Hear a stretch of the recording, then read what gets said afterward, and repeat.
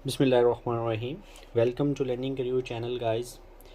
आज का हमारा टॉपिक है हार्ट मर्मर्स को हमने स्टडी करना है अच्छे से। पहले हमने देखना है कि हार्ट मर्मर्स होते क्या हैं, कैसे पैदा होते हैं, ठीक है, और क्यों होती है। देन हमने इनके देखना है कि इसकी टाइप्स कौन सी हैं, like systolic, diastolic and third one is continuous type इसकी कहते हैं हम इसको, ठीक है। तो ये मर्मर्स को हमने देखना और इन टाइप्स को देखना है कि ये कौन कौन सी डिफेक्ट या कौन कौन से अबनॉर्मलिटीज़ या कौन कौन सी हार्ट की पैथोलॉजी में आते हैं, ठीक है। तो ये हमें पता होना चाहिए। फर्स्ट ऑफ ऑल हम देखते हैं कि हार्ट के मर्मर्स कितनी टाइप के होते हैं। हार्ट मर्मर्स बेसिकली 3 टाइप के होते हैं। 3 टाइप। अब 3 टाइप वो कैसे हैं? पहला हम जिसको कहते हैं उसको कहते हैं सिस्टोलिक मर्मर। सेकंड को कहते हैं डायास्टोलिक मर्मर, डायास्टोलिक। थर्ड जो हम इसकी लिखते हैं इसको हम स्टार का नाम दे देते हैं, ये प्लस पॉइंट आता है। मेनली डिफरेंस हमें सिस्टोलिक और डायस्टोलिक में पता होना चाहिए, ठीक है। थर्ड को हम कहते हैं कंटिन्यूस मर्मर, ठीक है, कंटिन्यूस मर्मर, ठीक है। तो ये 3 टाइप बेसिकली हमने स्टडी करनी है। अब क्वेश्चन ये है कि हमें मर्मर कब सुनाई देता है। फर्स्ट क्वेश्चन इज दैट कि when we have to listen the murmur. जब हमारा ब्लड वेसल्स में मूव कर रहा होता है तो वो ब्लड हमारा क्या होता है, लीनियर होता है। ये आपको पता होना चाहिए। आवर नॉर्मली जो our normal blood in vessel हमारा जो नॉर्मल ब्लड होता है वेसल्स में वो क्या होता है, लीनियर होता है, इज लीनियर, ठीक है। ये गाइस आप लोगों को पता होनी चाहिए। आफ्टर दैट अगर हम बात करें कि ये हमें मर्मर कब सुनाई देगा, when it change into turbulent blood flow.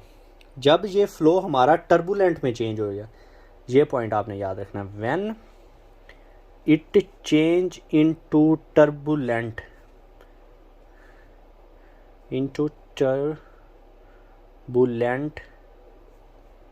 Blood flow, ठीक हो गया जी। मतलब हम मर्मर को कब सुन सकते हैं, तो वो तब सुन सकते हैं कि हमारा नॉर्मल ब्लड, हमें पता होना चाहिए कि वेसल्स में जो मूव कर रहा होता है ब्लड फ्लो वो क्या है, वो लीनियर होता है हमारे पास। जब ये टर्बुलेंट में चेंज हो जाएगा तो हमें मर्मर सुनाई देगा। अब क्वेश्चन ये है कि हमें मर्मर क्यों सुनाई देगा। अब मर्मर इसलिए सुनाई देगा कि वो कोई भी ऑब्स्ट्रक्शन हो सकती है, उसमें कोई भी मसला हो सकता है, कोई भी अबनॉर्मलिटीज़ हो सकती है, कोई भी डिफेक्ट हो सकता है जिसकी वजह से ब्लड में चेंज आएगा। लीनियर से चेंज होके टर्बुलेंट में, लीनियर से चेंज होके टर्बुलेंट में जाएगा, ठीक है। तो ये आपको पता होना चाहिए। मर्मर्स की डेफिनेशन बेसिकली आपको ये पता होनी चाहिए, ठीक है। अब एक चीज़ और पता होनी चाहिए आपको कि टर्बुलेंट ब्लड फ्लो किस चीज़ पे डिपेंड करता है। टर्बुलेंट जो ब्लड होता है ना वो डिपेंड करता है बेसिकली हमारे पास 3 चीज़ों पे। वेलोसिटी पे डिपेंड करता है, डायामीटर पे डिपेंड करता है और विस्कोसिटी पे डिपेंड करता है, ठीक है।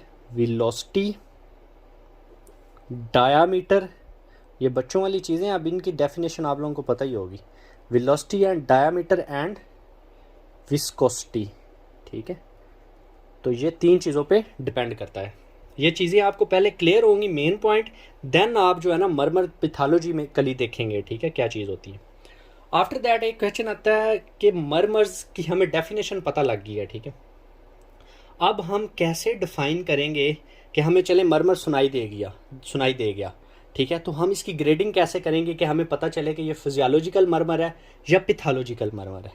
तो आपको इसका एक मोस्ट इंपॉर्टेंट पॉइंट है जिसको हम ग्रेडिंग ऑफ मर्मर कहते हैं, तो ये भी आपको पता होना चाहिए। ग्रेडिंग ऑफ मर्मर, ठीक है। अगर हम ग्रेडिंग ऑफ मर्मर की बात करें ना तो इसमें हमारे पास 6 ग्रेडिंग आती हैं। कितनी ग्रेडिंग आती हैं? 6। 1 2 3 4 5 6 ग्रेडिंग आती हैं, ठीक है। अब फर्स्ट ग्रेडिंग क्या हम काउंट करते हैं? फर्स्ट ग्रेडिंग काउंट करते हैं कि जब हम उसको सुनते हैं ना तो ये हमारे पास फेट होता है, फेट, ठीक है। और क्या मतलब, हमें वेरी डिफ़िकल्ट टू लिसन होता है। आपने ये याद रखना है। फर्स्ट ग्रेडिंग के फेट होता है हमें टर्बुलेंट ब्लड फ्लो चेंज हो गया, लीनियर ब्लड फ्लो टर्बुलेंट में चेंज हो गया, हमें फेट सुनाई दिया लेकिन वेरी डिफ़िकल्ट है टू लिसन। ये हमारी फर्स्ट ग्रेडिंग की टाइप होगी, very difficult to listen. End में मैं बताऊंगा एंड में कि ये कौन सी हमारे पास बेसिकली जो है वो टाइप्स आती हैं जो मतलब कि हमारे पास पैथोलॉजिकली हैं और कौन सी फिजियोलॉजिकली हैं। ये सारी चीज़ें आपको पता होनी चाहिए, ठीक है।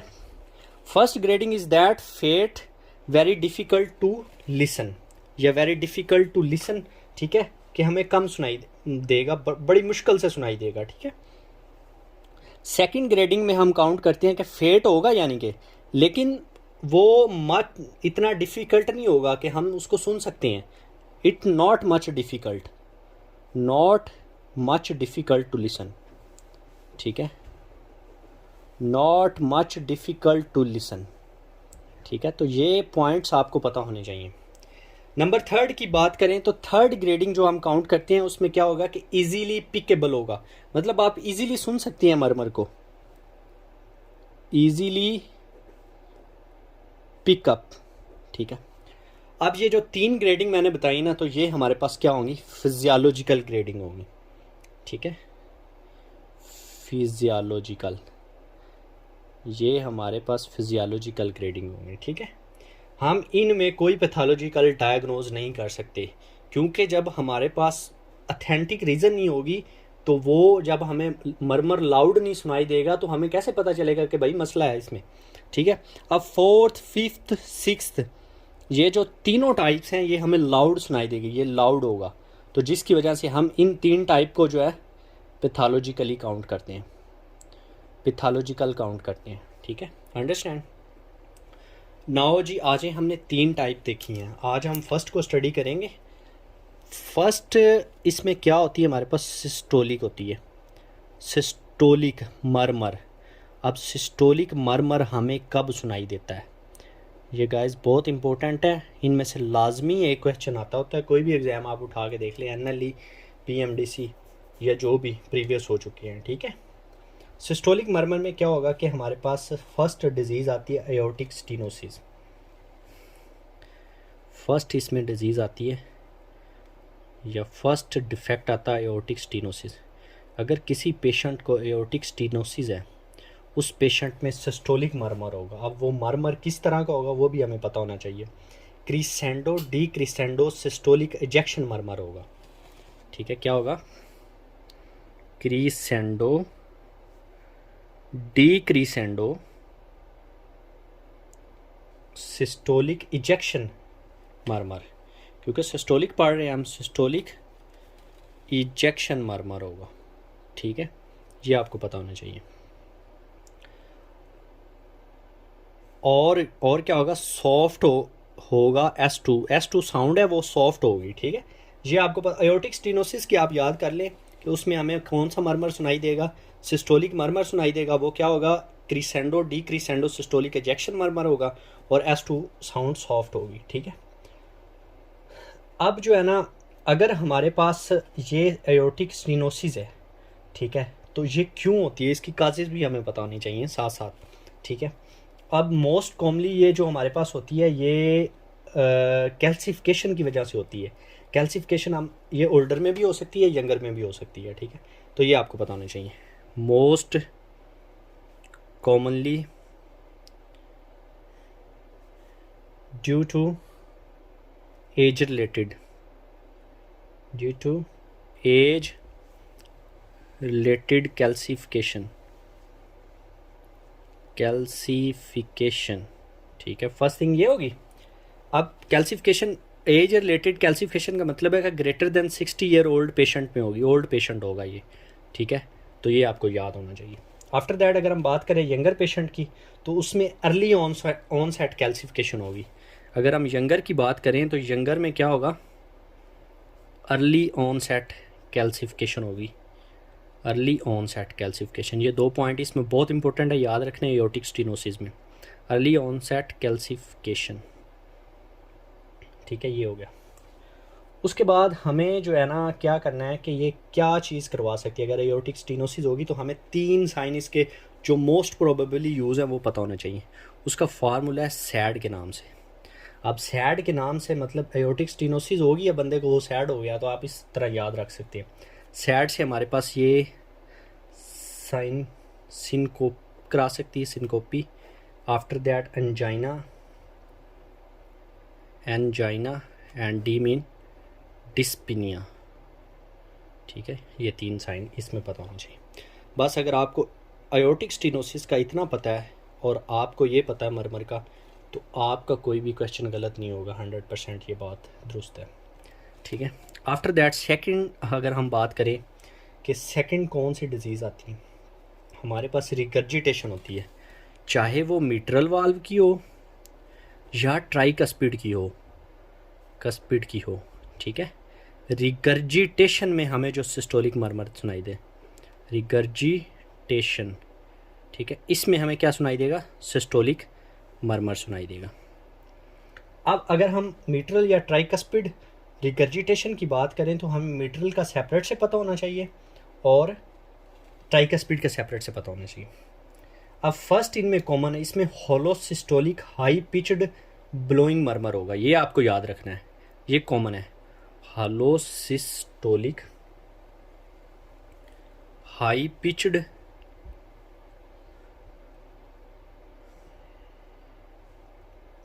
ब्लोइंग मरमर, ठीक है, ये मतलब कॉमन है। अब हमने मिट्रल को सेपरेट देख लेना और ट्राइकस्पिड को। अगर मिट्रल रिगर्जिटेशन है तो वो हमें लाउड कहाँ पे होगी, लाउड जारी बात है वो एपेक्स पे होगी। हम मिट्रल वाल को एपेक्स पे सुन सकते हैं। जब मैंने पिछले वाले मेरे लेक्चर्स उठा के देख लें, उनमें मैंने साउंड पढ़ाई हुई है कि ट्राइकस्पिड वाल की हमें साउंड कहाँ पे सुनाई दे सकती है, तो एपेक्स पे लाउड होगी। लाउड कहाँ पे होगी, एपेक्स पे होगी। ठीक है, मिट्रल की बात करें तो एपेक्स पे जब लाउड होगी तो क्या करेगी, रेडिएट करेगी toward the axilla and radiate toward axilla. ठीक है, तो ये आपको पता होना चाहिए। ठीक है, आफ्टर दैट अगर हम बात करें मिट्रल वाल्व की, तो मिट्रल वाल्व रिगर्जिटेशन किसकी वजह से होती है, ये हमारे पास काजीज़ हमें मोस्ट इंपॉर्टेंट है, पता होना चाहिए।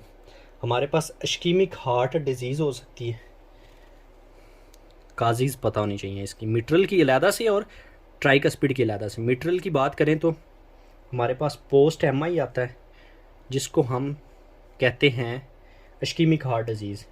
उसके बाद मिट्रल वाल प्रोलैप्स आता है।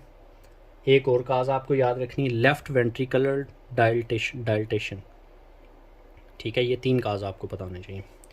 एपेक्स पे लाउड सुनाई देगी, रेडिएट करेगी टूवर्ड द एक्सिला, 3 काजीज़ है, पोस्ट MI, मिट्रल वाल प्रोलैप्स, लेफ्ट वेंट्रिकल डायल्टेशन। ठीक है, ये जी मिट्रल वाल रिगर्जिटेशन क्लियर हो गया। आफ्टर दैट ट्राइकस्पिड पे आ जाएं। ट्राइकस्पिड की अगर हम बात करें तो ट्राइकस्पिड में बेसिकली लाउड होगी ट्राइकस्पिड एरिया पे, जारी बात है। लाउडेस्ट कहाँ पे होगी, लाउडेस्ट होगी ट्राइकस्पिड एरिया। कौन सी साउंड, होलोसिस्टोलिक हाई पिच्ड ब्लोइंग मरमर। दोनों में ये कॉमन है लेकिन एरिया डिफरेंट होगा। ठीक है, ये आपने याद रखना है। अगर ट्राइकस्पिड की बात करें तो ये हमें इसकी काजेज़ पता होनी चाहिए। काज्ड होगी, ये लेफ़्ट वेंट्रिकल डायलेटेशन है और ये राइट वेंट्रिकल डायलेटेशन है। ठीक है, ये हमें काज पता होनी चाहिए, मोस्ट इम्पोर्टेंट है। ठीक है, उसके बाद और भी 1-2 काज हमें पता होनी चाहिए। रूमेटिक फ़ीवर की वजह से हो सकती है, रूमेटिक फ़ीवर की वजह से हो सकती है। आफ्टर दैट 1 मोर काज हमें पता है, इन्फेक्टिव एंडोकार्डाइटिस की वजह से हो सकती है, एंड इन्फेक्टिव एंडोकार्डाइटिस की वजह से हो सकती है। ठीक है, तो गाइज़ ये जो 2 मैंने बताई हैं आपको, एयोर्टिक स्टेनोसिस हैं, मिट्रल और ट्राइकस्पिड रिगर्जिटेशन, इनमें आपको डिफरेंस अच्छे से क्लियर होना चाहिए। नेक्स्ट हम कंटिन्यू करेंगे जिसमें हमने मिट्रल वाल prolapse and ventricle sceptre defect में पढ़ना है कि वो वहाँ पे भी हमें सिस्टोलिक मरमर सुनाई देगी। आफ्टर दैट डायसिस्टोलिक में डिफरेंट पैथोलॉजीज़ आती हैं या नॉर्मलीज़ कह लें, दैन कंटिन्यूस में डिफरेंस आगे फर्दर स्टडी करेंगे। फ़िलहाल हमने सिस्टोलिक मरमर को स्टार्ट किया, इसमें हमने 2 पैथोलॉजी डिस्कस की हैं, एयोर्टिक स्टेनोसिस, मिट्रल ट्राइकस्पिड रिगर्जिटेशन। ये आपको क्लियर होना चाहिए। Thank you so much for watching my video. Please like, subscribe and comment on my video.